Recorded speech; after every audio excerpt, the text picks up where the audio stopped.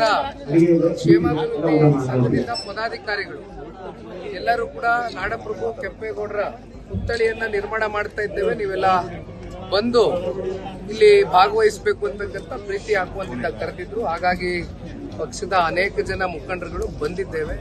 ಬಂದು ಇಲ್ಲಿರ್ತಕ್ಕಂಥ ಗ್ರಾಮಸ್ಥರು ಮತ್ತೆ ಸಮಿತಿಯ ಎಲ್ಲ ಪದಾಧಿಕಾರಿಗಳಿಗೆ ಒಂದು ಗೌರವವನ್ನು ಸಲ್ಲಿಸಿದ್ದೇವೆ. ಸರ್, ಈಗ ರಾಜ್ಕುಮಾರ್ ಸ್ಮಾರಕಕ್ಕೆ ಜಾಗ ಕೊಟ್ಟರು ವಿಚಾರಕ್ಕೆ ಸಂಬಂಧಪಟ್ಟ ಸಾಕಷ್ಟು ಚೇತನ್ ಅಹಿಂಸಾ ಅವರು ಈಗ ನಿಮ್ಗೆ ಮಾತಾಡೋದಕ್ಕೆ ಏನ್ ಅರ್ಹತೆ ಇದೆ? ಅವ್ರು 3 ಬಾರಿ ಸೋಲಿಸಿದ್ದಾರೆ ಅನ್ನೋ ಅರ್ಥದಲ್ಲಿ ಈಗ ಇಲ್ಲಿ ಅವ್ರ ಬಗ್ಗೆ ಬೇಡ, ಬಟ್ ಒಂದು ವಿಚಾರ ನಾನಿಲ್ಲಿ ಚರ್ಚೆ ಮಾಡ್ಲಿಕ್ಕೆ ಬಯಸ್ತೇನೆ. ಡಾಕ್ಟರ್ ರಾಜ್ಕುಮಾರ್ ಅವ್ರನ್ನ ಇಡೀ ಕನ್ನಡ ನಾಡಿನ ಜನತೆ ಅಣ್ಣವರು ಅಂತಕ್ಕಂಥದ್ದು ಬಹುಶಃ ಮೊದಲನೇ ಅಣ್ಣನ ಸ್ಥಾನವನ್ನ ಕೊಟ್ಟಂಥದ್ದು ಅದು ಇಡೀ ಕನ್ನಡ ನಾಡಿನಲ್ಲಿ ಅದು ಡಾಕ್ಟರ್ ರಾಜ್ಕುಮಾರ್ ಅವರು. ಆ ಸ್ಥಾನ ಬಹುಶಃ ಅವರ ಒಂದು ಕಲಾಕ್ಷೇತ್ರದಲ್ಲಿ ಯಾವ ರೀತಿ ಇಡೀ ದೇಶ ಮತ್ತೆ ಅಕ್ಕಪಕ್ಕ ರಾಜ್ಯಗಳಲ್ಲಿ ಇರ್ತಕ್ಕಂಥ ಅನೇಕ ಜನ ಕಲಾವಿದರು ಕೂಡ ಅವರು ಯಾವ ರೀತಿ ನಟನೆಯನ್ನ ಮಾಡ್ಕೊಂಡು ಬಂದ್ರು, ಜೊತೆಯಲ್ಲಿ ಯಾವ್ಯಾವ ರೀತಿ ಸಮಾಜಕ್ಕೆ ಒಂದು ತಿದ್ದಿ ಬುದ್ಧಿ ಹೇಳ್ತಕ್ಕಂಥ ಅನೇಕ ಕಥೆಗಳನ್ನ ಆಯ್ಕೆ ಮಾಡಿ ಅದರ ಮೂಲಕ ಸಮಾಜವನ್ನ ಪರಿವರ್ತನೆ ಮಾಡ್ತಕ್ಕಂಥ ಮೇರು ನಟ ಅಂತಕ್ಕಂಥದ್ದು ಕರೆದ್ರೆ ಬಹುಶಃ ನಾವ್ಯಾರು ತಪ್ಪಾಗ್ಲಿಕ್ಕಿಲ್ಲ. ಅಂತ ಡಾಕ್ಟರ್ ರಾಜ್ಕುಮಾರ್ ಅವರು ನಮ್ಮನ್ನ ಅಗಲಿ ಹೋದಂತ ಸಂದರ್ಭದಲ್ಲಿ ಬಹುಶಃ ಯಾವ ಸರ್ಕಾರಗಳು ಇಂಥ ತೀರ್ಮಾನಗಳು ಹಿಂದೆ ಮಾಡಿರ್ಲಿಲ್ಲ, ಮುಂದೆನೂ ಕೂಡ ಮಾಡ್ಲಿಕ್ಕೆ ಆಗ್ಲಿಲ್ಲ. ಹಾಗಾಗಿ ಪಾಪ ಇವ್ರು ಯಾರೋ ಅಹಿಂಸಾ ಅಂತ ಇದೀರಲ್ಲ, ಇವ್ರು ಯಾಕೆ ಇದನ್ನ ಮಾತಾಡ್ತಾ ಇದ್ದಾರೆ ಅಂದ್ರೆ ನಾನು ಅವ್ರಿಗೊಂದು ಕಿವಿ ಮಾತು ಹೇಳಲಿಕ್ಕೆ ಬಯಸ್ತೇನೆ.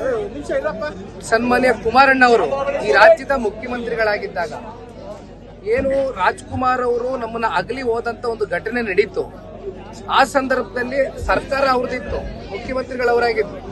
ಆಗ ಅವರು ತಗೊಂಡಂತ ಒಂದು ನಿರ್ಣಯ ಬಹುಶಃ ಮುಂಬರ್ತಕ್ಕಂಥ ದಿನಗಳಲ್ಲಿ ಇಂಥ ಘಟನೆಗಳು ಏನಾದ್ರೂ ಕಲಾಕ್ಷೇತ್ರದಲ್ಲಿ ಸಾಧನೆಯನ್ನ ಮಾಡಿರ್ತಕ್ಕಂಥ ಕಲಾಭಿಮಾನಿಗಳಿಗೂ ಕೂಡ ಗೌರವ ಸಲ್ಲಿಸಬೇಕು. ಜೊತೆಯಲ್ಲಿ ಯಾರ್ಯಾರು ನಟರು ನಮ್ಮ ಒಂದು ಕರ್ನಾಟಕದ ಕ್ಷೇತ್ರಕ್ಕೆ ಒಂದು ಕೊಡುಗೆಯನ್ನ ಕೊಟ್ಟಿದ್ದಾರೆ, ಇಂಥ ದಿನಗಳೇನಾದ್ರೂ ಎದುರು ನೋಡಿದಂತ ಸಂದರ್ಭದಲ್ಲಿ ಮುಂಬರ್ತಕ್ಕಂಥ ಸರ್ಕಾರಗಳು ಈ ರೀತಿಯಾದಂತ ಒಂದು ಗೌರವವನ್ನು ಅರ್ಪಿಸಬೇಕು ಅಂತಕ್ಕಂಥ ಹಿನ್ನೆಲೆಯಲ್ಲಿ ಒಂದು ಮಾರ್ಗದರ್ಶನವನ್ನ ನೀಡಿದಂಥದ್ದು ಸನ್ಮಾನ್ಯ ಕುಮಾರಣ್ಣ ಅವರು ಮೇಲ್ಪಂಕ್ತಿಯನ್ನ ಹಾಕೊಟ್ರು.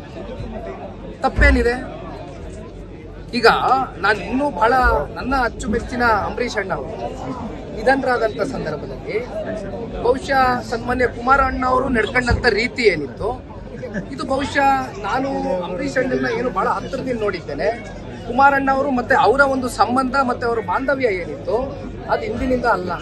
ಕನ್ನಡ ಚಿತ್ರರಂಗದಲ್ಲಿ ಹಂಚಿಕೆದಾರರಾಗಿ ನಿರ್ಮಾಪಕರಾದಂತ ಕುಮಾರಣ್ಣ ಅವರು ಜೊತೆಯಲ್ಲಿ ಅಂಬರೀಷ್ ಅಣ್ಣ ಅವ್ರನ್ನ ರಾಜಕೀಯಕ್ಕೆ ಕರೆ ತರಲಿಕ್ಕೆ ನಿರಂತರವಾಗಿ ಅವ್ರ ಜೊತೆ ಇದ್ದಂತ ಒಡನಾಟ ಆ ದಿನಗಳಲ್ಲಿ ನಾನು ಕೂಡ ಚಿಕ್ಕ ವಯಸ್ಸಿನ ಹುಡುಗ, ಅವ್ರನ್ನ ಅವತ್ತಿಂದ ನೋಡ್ಕೊಂಡ್ ಬಂದ್ವು.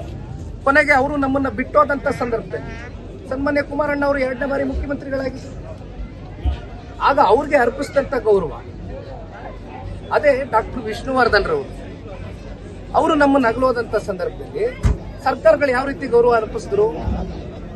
ಯಾಕೆ ಅವ್ರಿಗೆ ಯಾಕೆ ಸ್ಮಾರಕ ಕೊಡಬಾರ್ದಾಗಿತ್ತು? ನಾವೇನ್ ಬೇಡ ಅಂದಿದ್ವಾ? ಕುಮಾರಣ್ಣ ಅವ್ರು ಮೇಲ್ಪಂಕ್ತಿ ಹಾಕೊಟ್ಟೋದು ಯಾವ ರೀತಿ ನಡೆಸ್ಕೋಬೇಕು ಕಲಾವಿದರನ್ನ ಅಂತ ಕನ್ನಡ ನಾಡಿನಲ್ಲಿ. ಇದನ್ನ ಮಾಡ್ಬೋದಾಗಿತ್ತಲ್ಲ ಮುಂಬಂತ ಸರ್ಕಾರಗಳಲ್ಲಿ. ಅದೆಂತದೋ ಫ್ಯಾನ್ ಮಾರೋ ಗೀನ್ ಮಾರೋ ಅನ್ನೋದಕ್ಕೆ ಯಾರಪ್ಪ ಸೃಷ್ಟಿ ಮಾಡಿರೋದು? ಗೌರವ ಕೊಡೋದೇ ತಪ್ಪ? ಸರ್, ಇಷ್ಟು ವರ್ಷ ಅವ್ರಿಗೆಲ್ಲ ಏನ್ರಿ ಮಾತಾಡ್ತೀರಾ ರೀ? ಬಂದೊಂದು ಚುನಾವಣೆ ನಿಂತ್ಕೊಳಕ್ ಹೇಳ್ರಿ ದಮ್ಮಿದ್ರೆ. ಮನೇಲಿ ಕೂತ್ಕೊಂಡು ಅಲ್ಲೆಲ್ಲ ಟ್ವಿಟರ್ ಅಲ್ಲಿ ಅದೆಂತದೋ ಬರವಣಿಗೆ ನನಗೂ 1000 ಬರೀತೀನಿ ಈ ತರ ಅವ್ರ ಬಗ್ಗೆ